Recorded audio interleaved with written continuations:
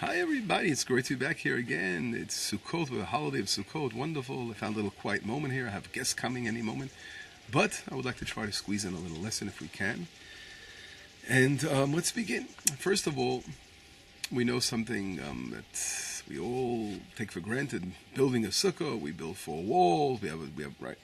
Well, one wall has an entrance, but it's basic four walls. Most Sukkot have four walls. And obviously, some are very big, some are smaller, but the question is, what is the exact size that we have to build a sukkah? Is there a limitation of size, of the height of the sukkah, of the how high the roof roof can be, and what is the small sukkah you could build? And all these questions about building a sukkah, of course, are brought down in our oral traditions, and it's very important for us to know the laws because they can come up in many, many instances. But anyway, I would like to open up this lesson on a short discourse in the Talmud. If we look in the Talmud of Sukkah, chapter 6b, there's a discussion brought down between the rabbis about the size of the sukkah and how many walls the sukkah must have. And if we look, it says Tanu Rabbanan. We learned in a oral teaching, Shtayim kilchetan ushlishit afilu tefach. So this oral teaching in this Tanu Rabbanan refers to a braita. What is a braita? A braita is on the level of a Mishnah teaching. These are talking about our oral law teachings that go way back, and to the Second Temple is when finally that time period is where the oral teachings were written down. Beforehand it was oral, it was passed by word of mouth. And we have different systems of oral teaching, some called Mishnah, written by Rabbi Yonasi. He sort of edited it, codified it into 6 orders. And we have the braita, we have the Tosefta. And there are different additions of what is the difference between them, etc. And I'm not going to get in that now. I just want you to know this is an oral teaching from way back. And here in this oral teaching, the Braita opens up by saying, a sukkah. What is a kosher sukkah? Rabbis teach us it has to have 2 full, complete walls according to the law. And the third wall could be only a tefach. A tefach is about that size, around 8 to 10 centimeters. That's about the size of someone's fist. I never measured mine, but I have a pretty big hand, but I don't know. I have to measure that. But it's around 8 to 10 centimeters. And so the third wall only has to be that big. Anyway, let's go on. There's another opinion in the Braita. It says, Rabbi Shimon Omer, Shalosh kihilchatan, urevi'it afilu tefach. So Rabbi Shimon says, no, there has to be 3 complete walls. And the fourth wall only has to be a tefach. So in other words, the rabbis and Rabbi Shimon Bar Yochai, who was a famous esoteric teacher, the author of the Zohar Kadosh, are arguing about the size of a kosher sukkah. What is the minimum amount of walls? Not again that we have to have, not the size, but more of the walls. If we look at my sukkah, let's go around quickly. Here we see one wall right here, right behind us, that other wall. And as we move along, we see the adjoining wall that connects to that one. That's our third wall. And here, that was the second wall joining in here. We're already seeing our third wall. And finally, now I'm not looking, so what I'm pointing at, I can't see the camera, but you see here, this is our entrance and the fourth wall. So anyway, we have 4 walls here. No one's going to argue that 4 walls are 100% kosher sukkah. We have a pretty big entrance.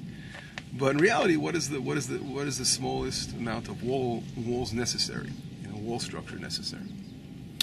So, again, according to the rabbis, 2 full walls and 1 tefach, and according to Rabbi Shimon Bar Yochai, 3 walls and 1 tefach. So right away, the Talmud always explains in these oral teachings. The Talmud's job is to develop and discuss them. Right away, the Talmud says, "B'mai kamiflege." What are they arguing about? What is it based upon?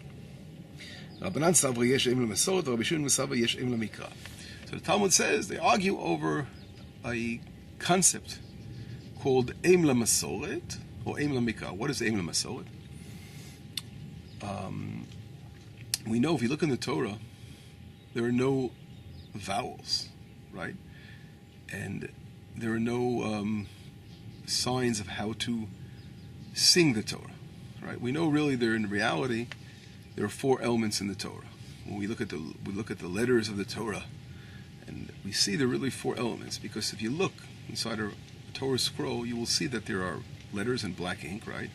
And then you have some letters that have almost like crowns over them. They're called tagim, little lines that over certain letters.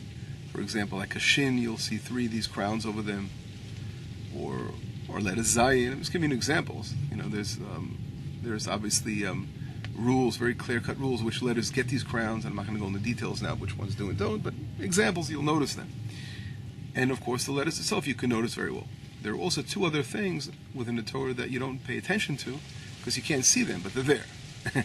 What are they? They're the dots, how to read it, the vowels.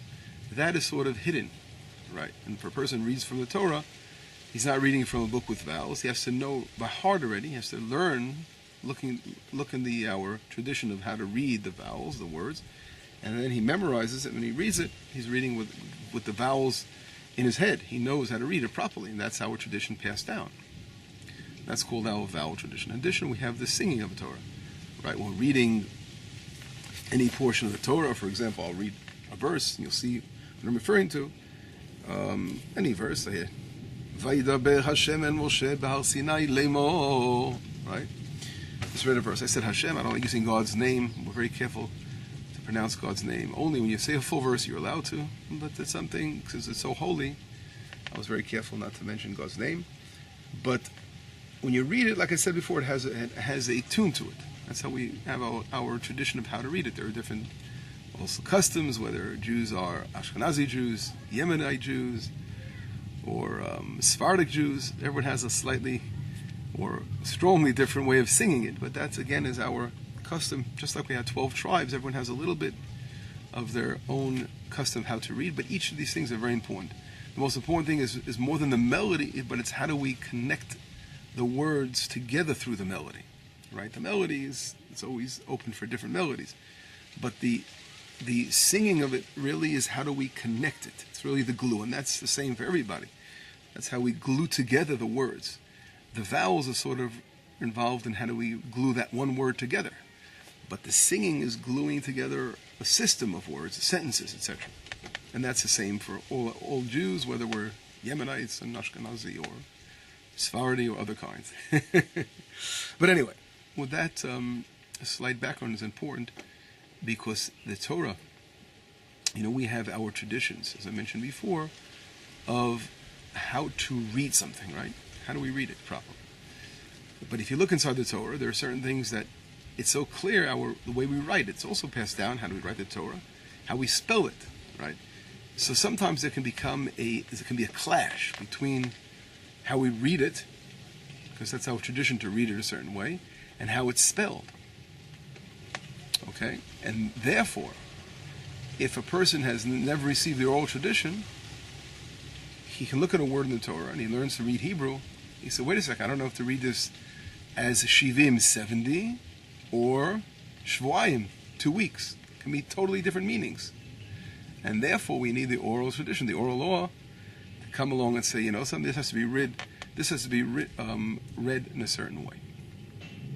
Now, very interestingly, and certain times it can make a huge difference, just like I just said before, that the laws of a woman who's unclean. It says in the Torah the word shvuayim, meaning 2 weeks, but someone can make a mistake and think, maybe it's more than 2 weeks, maybe it's 70 days. That's why it's so important to have that tradition probably.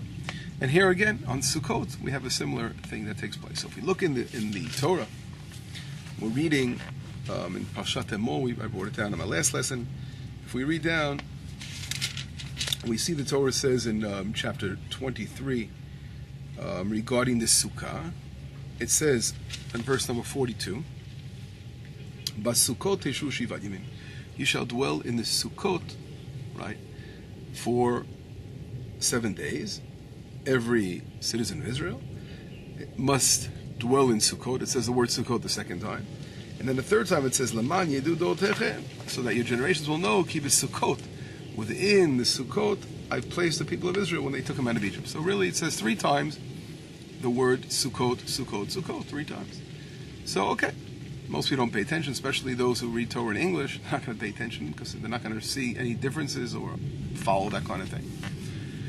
But the Talmud is very, very, obviously pays close attention to these kind of things. And this argument is based on that.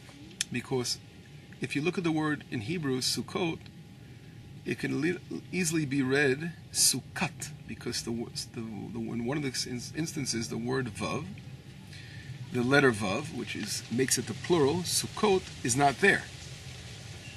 But in reality, our way of reading it is sukkot. We don't say sukkat in a singular form. We read sukkot, meaning plural. So we always read it sukkot, sukkot, sukkot. That's the way our tradition was to read it.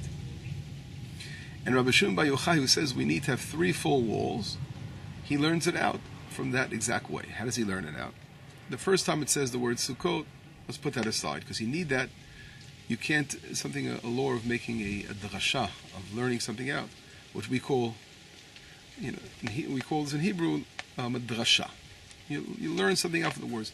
So the first time it's mentioned, we need that for the verse itself, so we just put that aside. We don't learn from that. The second time, and so it says twice, sukkot, sukkot. Now, you take the word sukkot, which is plural, what does that mean? That's 2. It's a minimum of 2 walls. So sukkot, the first sukkot is 2 walls. The second time it says sukkot is again plural, so it's 4 walls. So according to Rabbi Shimon Bar Yochai, we need really 4 walls. But since we have a oral tradition, halacha l'Moshe Messinai, that limits a little bit the 4th wall, so it's really 3 walls, and the 4th wall has to only be one of those. So our tradition is the 4th wall doesn't have to be a complete wall, but it can be a partial wall of 1 tefach. So that's what Rabbi Shimon Bar Yochai says. We have Eim Lamikra, the way we read it is the most important thing, and therefore 3 walls and 1 tefach. On the other hand, the rabbis come along and they say the most important thing is not how we read it, but the way it's written in the Torah itself. And since it's written without the vav, therefore we're going to learn out something very special. What are we going to learn out? That we don't need 4 walls, but we need 3 walls. One's singular written, so it's only 1 wall, and then one is plural, so it's 2 walls, it's 3 walls. And since we have a law passed down by Moses that the 3rd wall, the last wall doesn't have to be complete, it can only be this, so it's 2 walls and that. So wow, we see that there's an argument about the amount of walls we need for our sukkah, for these 2 rabbis. Well, in reality, Rabbi Akiva and Rabbi Shimon Bar Yochai, they need 3 walls and that, and the majority of rabbis say only 2 walls and that, and the law is always by the majority, and therefore we really need 2 walls and a little bit tefach, according to our law today. And that's our custom, although we have to try to understand both sides of the coin. Like we say, both sides of the picture, understand where it's coming from. So I just explained to you how the Talmud discusses this.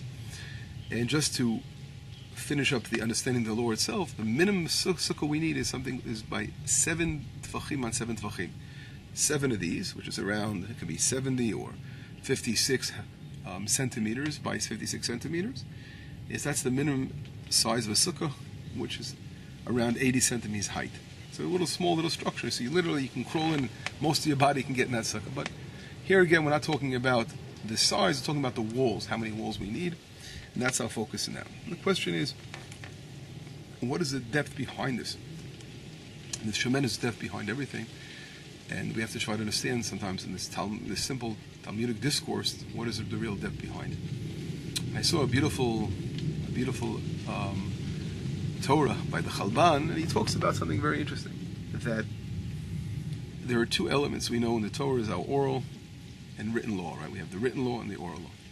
Now here, both of course, the rabbis and Rabbi Shimon Bar Yochai both agree to the fact that we have our traditions of reading something, right? Because we all read it plural, sukkot. But the question is when there is a conflict between the 2, the way we read it and the way it's written, what takes precedence over the other? So according to the rabbis, the written side always takes precedence over what's passed down orally, because the written side, according to them, is what we have to define as the law here. And according to Rabbi Shimon Bar Yochai and Rabbi Akiva, what takes precedence in the defining the law would be the way we read it, the oral tradition of reading it, not our tradition of how we write it, because that's oral also. We've written down for all these years, but it's an oral tradition. That's how we have to write it. So they're both traditions. But what takes precedence is what's written. Now, it's very interesting that the written side of the Torah, that represents the Torah Shebechtav, our written law. Because that's really Torah Moshe, right? The written law of the Torah. The oral side, the way we read something, right? That represents the oral traditions. And that represents the Torah Sheba'al Peh. It's very interesting in that Peh, in our Hebrew, of course, means mouth. And that refers, Torah Sheba'al Peh refers to the Malchut, kingship. So we know, we've mentioned many times over the different Kabbalistic spheres, we call them, right? Sfirot in Hebrew. There are different levels of that are passed down divine energy. That everything in the world has these 10 different sfirot. It's composed of these 10 sfirot. And the Malchut refers to the mouth, right? That's Malchut. Malchut is also the Shekhinah, the divine presence. Malchut refers to the people of Israel, who reveal God's presence in the world. Knesset Yisrael. That refers to the level of the mouth, the peh, the way we read something. And as we said before, this is hidden. This is not within the words themselves. We look in the Torah, we see black letters and we see the crowns, but we don't see that aspect. And what reveals that is the way our tradition of the way the oral teaching shows us how to read that properly. On the other hand, what's written refers to the Torah Shebichtav. That refers to the written Torah. And that refers to what we call the tiferet, the splendor of our spheres. The spheres that I mentioned before, again, I said a second ago. And in reality, the argument over here between Rabbi Shimon Bar Yochai and the Rabbanim would be what particular, we said before, what takes precedence here? And here we see a beautiful teaching of Rabbi Shimon Bar Yochai is that the power of oral teachings, the power of the Shekhinah, the divine presence, which comes down to the world through the Knesset Yisrael, through the nation of Israel, is so powerful that has to set the way, to show us the way in our direction, halachic direction, the way we rule the law. Right? And on the other hand, the rabbis, of course, we said before, accept the importance of our Ema Mikra, the way we read it, because that's an also oral tradition. But they say the way it's written, that's the way it has to be. The law has to be ruled the way it's written at the end of the line. So since it's written in a singular form, we only require 2 walls and a 3rd wall of a tefach. But in reality, we know these aspects are very, very deep, because both sides are referring to tremendous foundations, tremendous foundations in our tradition as the people of Israel.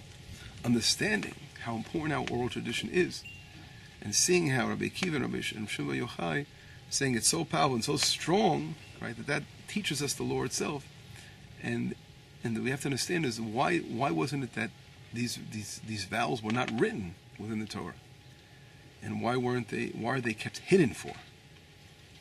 And that really has to do with the whole aspect of the fact that, as we see the nikudot, which are very, very deep and they're not written, they're like the souls. They're like the souls of the letters. They're a level of neshama.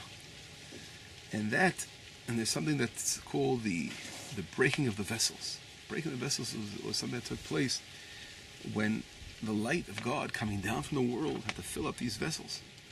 And the vessels couldn't contain such a powerful light. They exploded and dispersed. So that light was within the vowels, and the way we sing it was sort of dispersed above. And that's why it's so important. When we come along and we're reading it properly, according to the Jewish law, the way with our tradition of oral teachings, how we're supposed to read something, we are bringing the divine energy back into the vessels. We're rectifying and bringing it back into the vessels. And God forbid if someone doesn't know how to read the proper way in Hebrew, or making up their own things without having traditions for it. So they're doing a lot of damage to those vessels. Instead of rectifying, they're making a destruction. Therefore, it's so important to follow our oral traditions and teachings, and to understand how powerful they are, and how together it makes a complete picture of understanding Jewish law, and of course many other aspects involved in understanding the universe and understanding who we are and how to rectify things. So that's a little lesson on Sukkot, and God willing, it might have been a little, certain aspects maybe a little difficult to understand now, but God willing, we'll discuss this more later, and maybe I'll continue explaining this particular aspect that just began, but my guest will be here in a second, so I must stop now. We'll continue, God willing, but anyway, we'll stop for now, and I'll see you again soon. Chag Sameach, Moadim L'Simcha, Chagim Uzmanim L'Sazon.